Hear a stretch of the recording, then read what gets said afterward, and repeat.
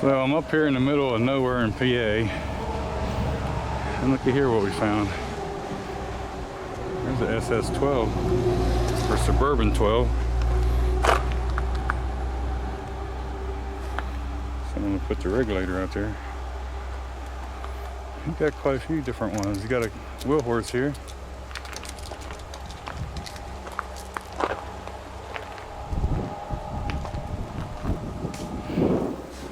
Here we got a Bantam.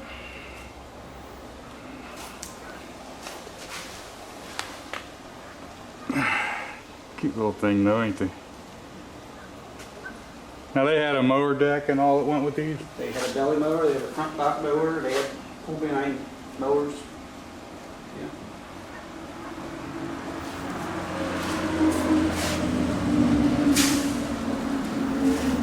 Here's what we came after. Another SS14. So that's good. We should end up with some parts. Should be able to fix mine up. And this one has an axle still leaking, but there's another rear end here, so. Then we got another one of these customs. Now, do these have the Tecumseh? Yes.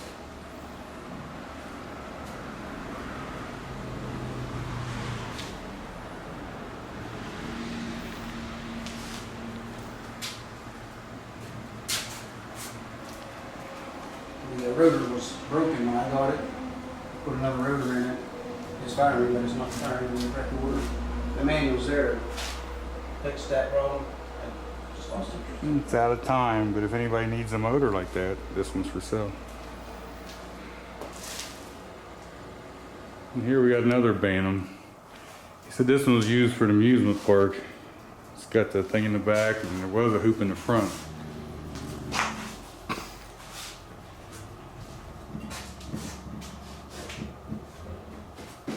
But see how they had like a guardrail on the inside and the outside? Yeah. So the kids couldn't get off track or anything. They Kind of like the bumper cars. yeah, right. And the old fella, I guess, is the guy, the caretaker of the ride.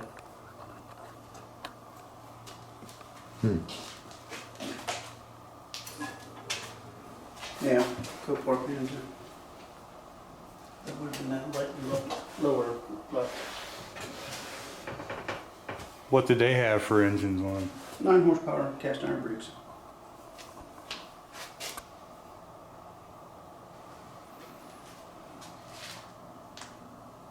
I just use it. Yours turns nice and fast. They got yours going fast.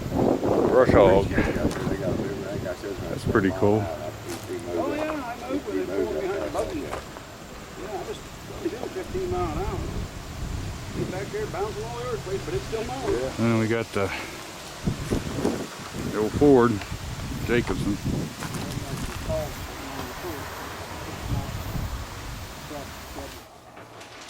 Well, nothing's mounted. No. So we made it home with it. Got a rear end here.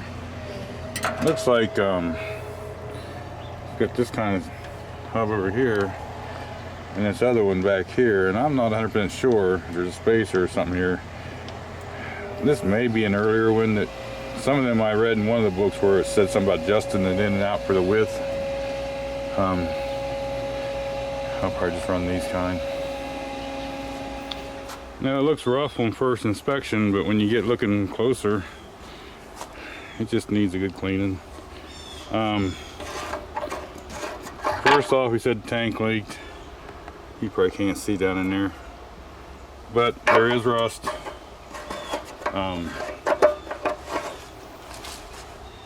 It does have the new carburetor on it. Looks like it has spent a little bit of time outside, and water likes to run down them shifters, so before we do too much to it, we'll probably don't have to crack the drain on the rear end and see water comes out, milky stuff, or just what, maybe change that.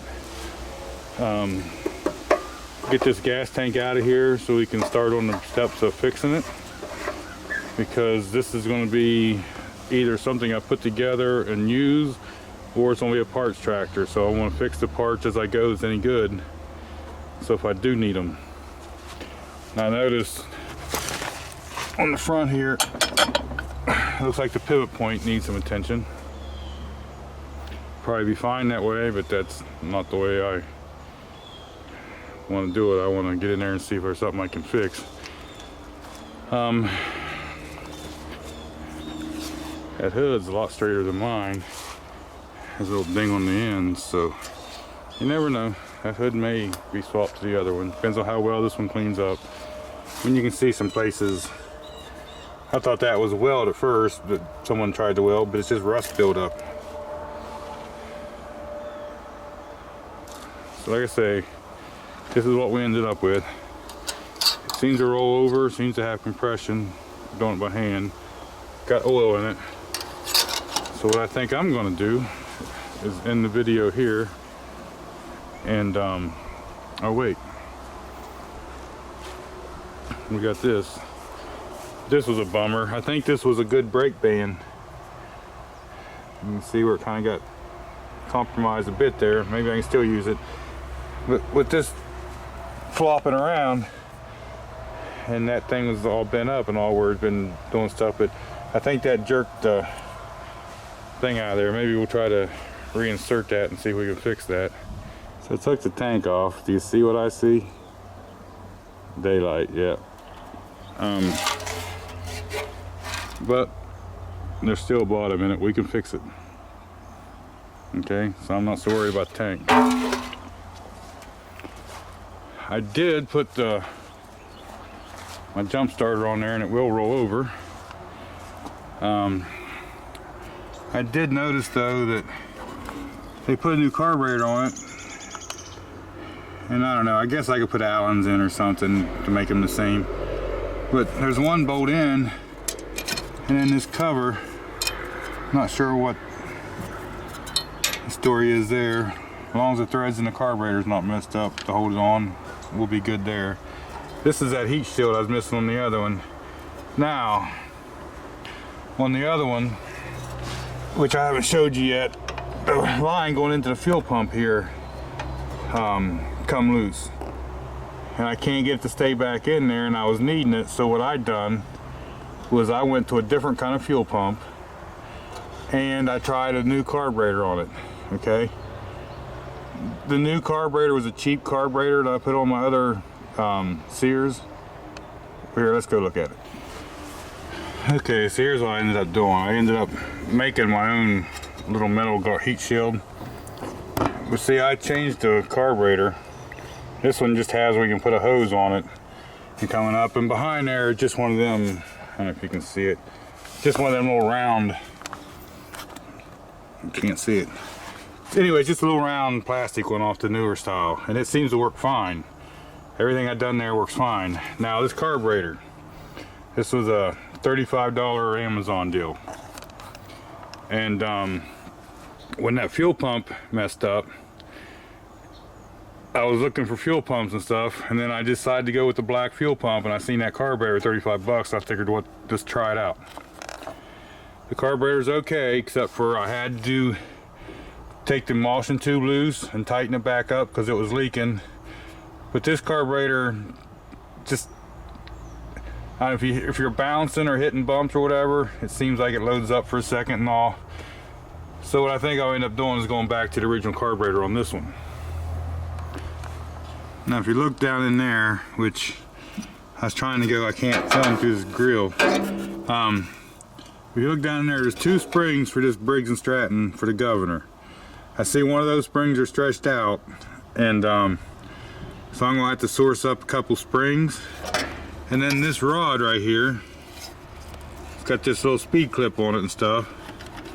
I don't like that. I'm gonna have to find another rod, so I had to do the same on the other one, and they're not the easiest thing always to find, but I want to find this rod and two more governor springs for this thing. Where this fuel pump goes in, I don't know if you can see back here. Got it. Oh, it's hard to show you guys. I need to get the front end off. Anyway, it's loose going into the carburetor, so that's got to be dealt with anyway. So I don't know, I might switch this over like I get the other one to the newer fuel pump, just to be done with it. But so far, that's what I've found is some battery terminals would be nice. This rod for the goes down to the governor. I gotta do something about the bolt and the carburetor, and 2 governor springs. But it will crank over here. Let's see here. Okay, now it's really hard to get a connection with these.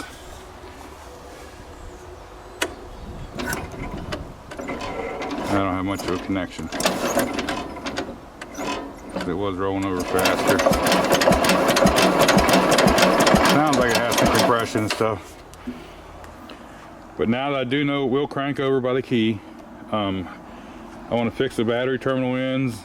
I want to get it to where it cranks over good enough I can check for spark, and then we'll go from there. Once I get spark and I hear it fire, then I'll start addressing the things like the rod and the governor springs and stuff like that, but in the fuel tank.